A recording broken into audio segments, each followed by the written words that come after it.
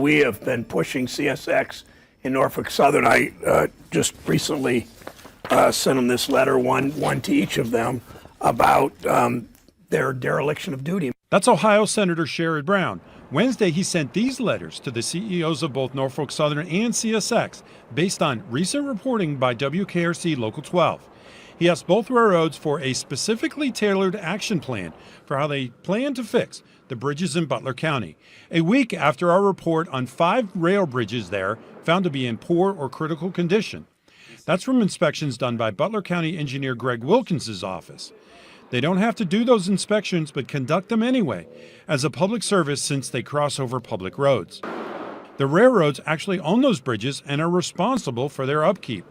Engineer Wilkins tells me he sends those reports to the railroads, but rarely, if ever, hears anything back.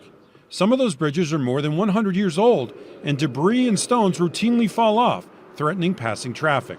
Well, I was really troubled by it. I mean, obviously, when you have these trains that are sometimes transporting some very dangerous chemicals and at the very least transporting things at a very high speed with very heavy equipment, you worry about this stuff. The Federal Railroad Administration keeps a database of all train bridges and their conditions, but it is not available to the public, primarily because such bridges are technically private property.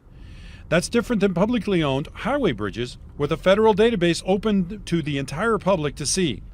And local agencies can only get specific information when they ask for it from the FRA, a process that can sometimes take months. I asked both senators this. Are you going to push the railroads and the DOT to Transportation Department to make this information more publicly available, both to public officials and the public at large? Yeah, certainly willing to look into that. Again, this is an issue that I don't know a ton about, and so it's hard to commit when you actually don't know all the facts. But by and large, I think transparency is a good thing. I want this stuff sent to the government. I want this stuff so the public can know about it, and we can make sure that we hold them accountable. Norfolk Southern declined comment on Brown's letters, referring back to a previous letter the railroad sent to Senator Brown when he first started asking about train bridges last month. Previously, Norfolk Southern said the Butler County engineer inspections were not done by those familiar with train bridges. CSX did not get back to me in time for this story. James Pilcher, Local 12 News.